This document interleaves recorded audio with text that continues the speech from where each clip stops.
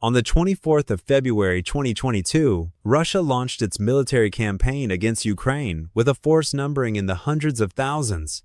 Many estimates place the total number of Russian troops deployed around Ukraine prior to that moment at roughly 150,000 and 190,000.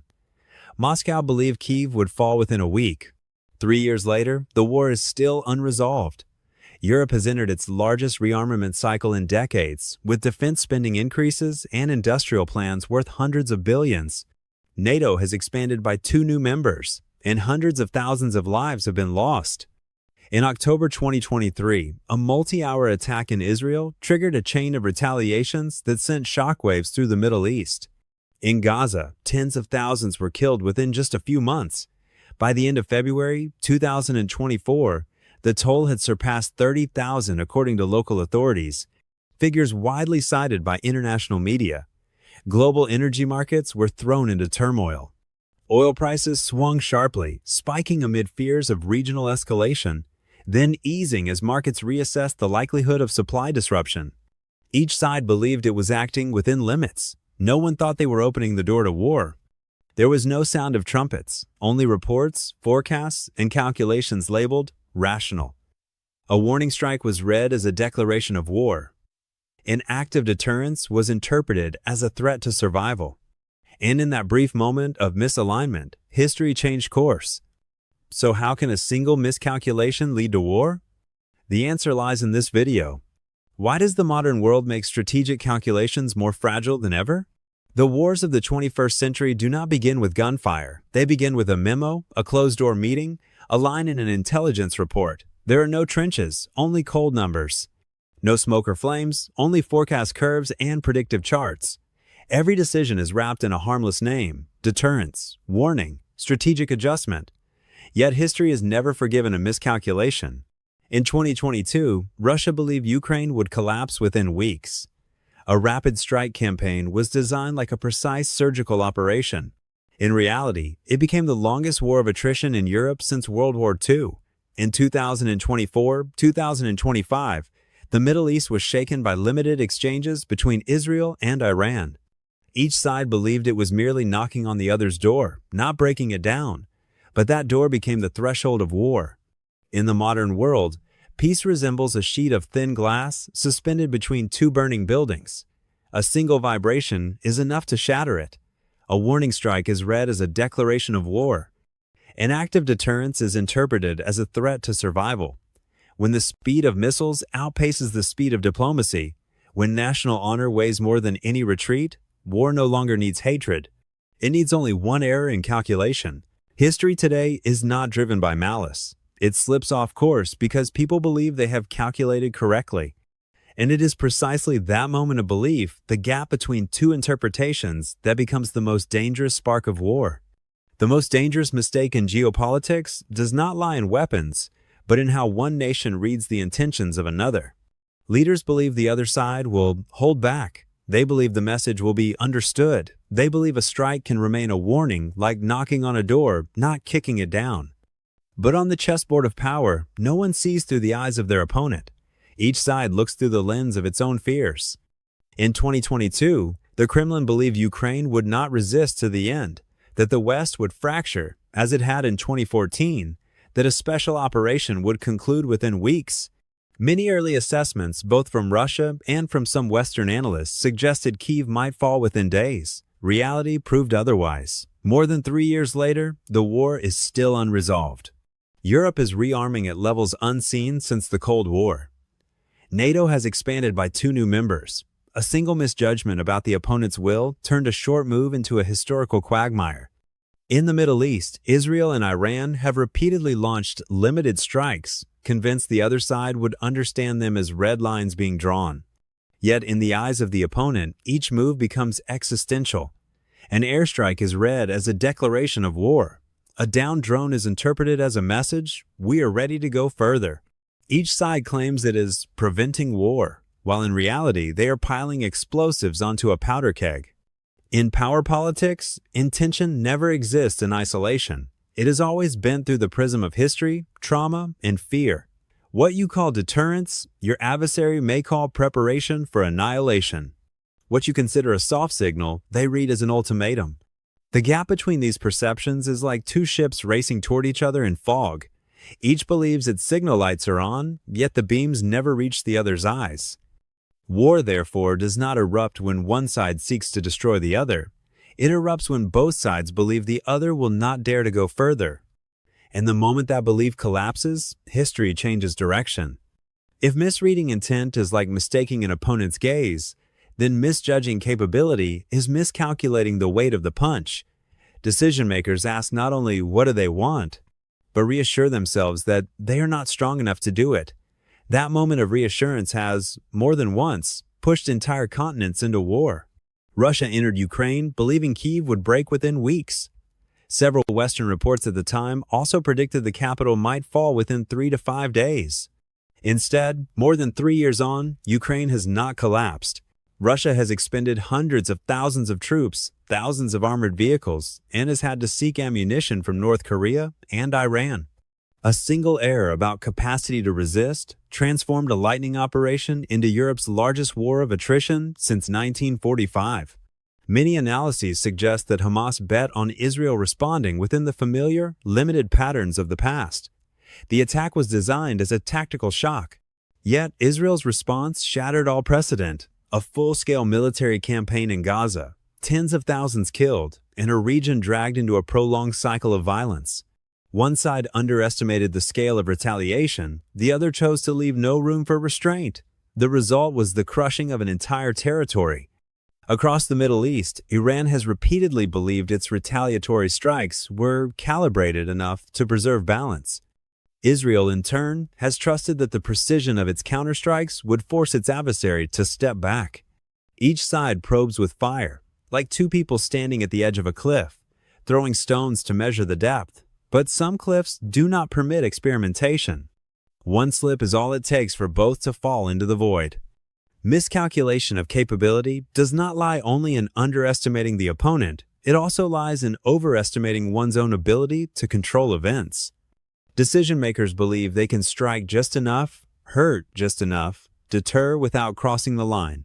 But war does not operate like a laboratory. A blow does not stop where you intend it to stop. Once real power is unleashed, once blood is spilled, every imagined boundary collapses. From that moment on, conflict is no longer a matter of calibration. It becomes a contest of survival, where each side is compelled to prove it is not weaker than the other, no matter if the price is an entire generation. If misjudging capability is miscalculating the weight of a punch, then misjudging chain reactions is believing that punch will strike only one person. In the modern world, there is no such thing as a purely bilateral conflict. Every military action is like a steel ball dropped onto a glass table. It does not stop at the point of impact. It rolls on, colliding with countless other pieces, setting off a cascade far beyond any battle map.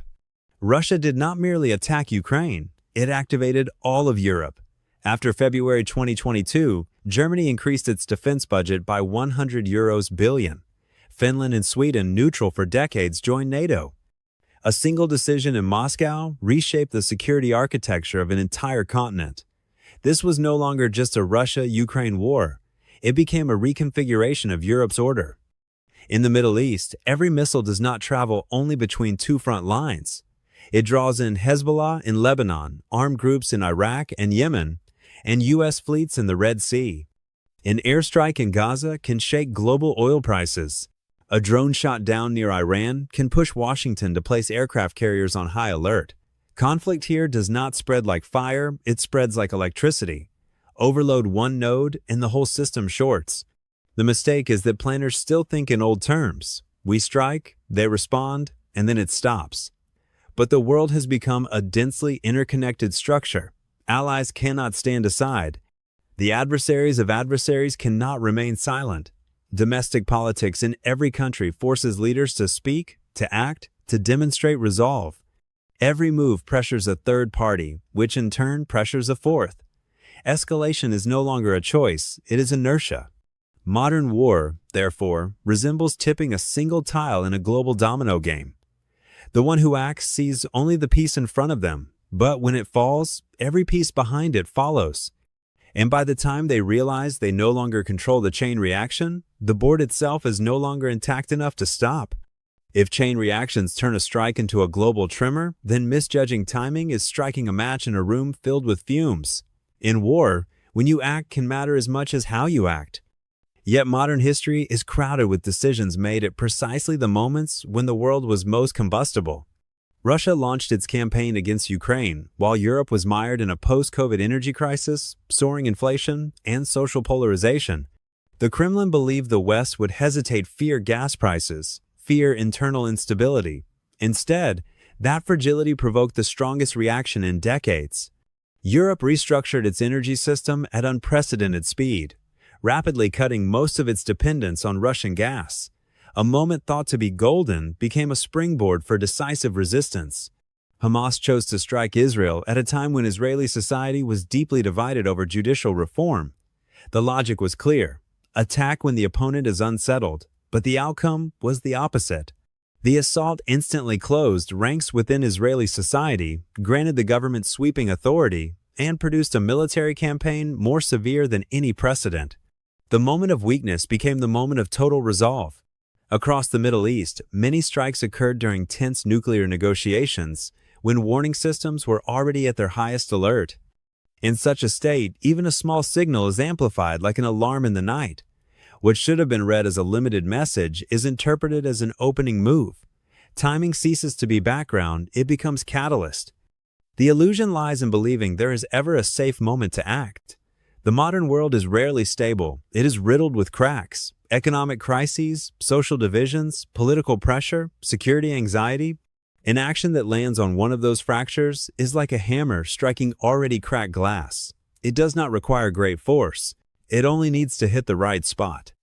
And when a decision is made while the other side is stretched taut like a wire, war is no longer a possibility. It becomes a reflex.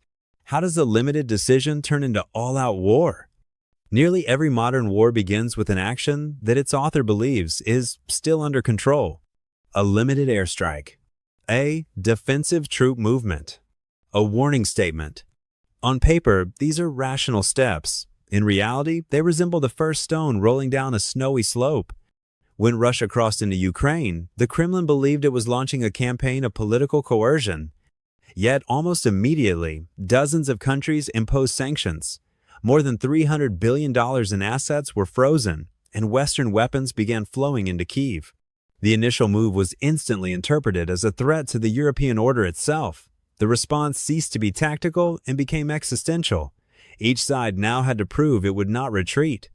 In the Middle East, a drone shot down is no longer a mere incident. It becomes a symbol, a declaration that we are not weak. Once a symbol is born, national honor is placed on the table. From that moment on, domestic politics seals off every exit. Leaders are no longer allowed to say, "We stop here," because stopping would mean admitting submission. Escalation operates like a machine without a driver. Every response is labeled defensive. Every retaliation is framed as balance. Yet these small steps pile up into a slippery slope. Once sliding begins, no side has enough traction to break. In 1914, Europe went from a single assassination to world war in just 37 days. A century later, the pace is even faster. Missiles fly in minutes. Markets react in seconds. Public outrage erupts in an instant. War, therefore, does not erupt at the moment someone declares, "We will fight." It forms through a chain of small decisions, each one reasonable, yet together catastrophic. By the time the actors realize they have crossed the line itself no longer exists. There is no path back, only momentum forward. And from that point on, war is no longer a choice. It becomes an outcome. Is the world placing its fate in the most fragile calculations of all? The world today no longer stands on a foundation of goodwill. It stands on predictive models, risk matrices, and strategic algorithms. Peace is no longer preserved by promises, but by probabilities. One nation acts on the assumption that its adversary will respond within margin X. An alliance moves on the belief that its opponent will not cross threshold Y. Yet modern history repeatedly proves that a single variable drifting by a few percentage points can bring the entire system down. Russia forecast that Ukraine would break within weeks. Hamas believed Israel would respond within limits.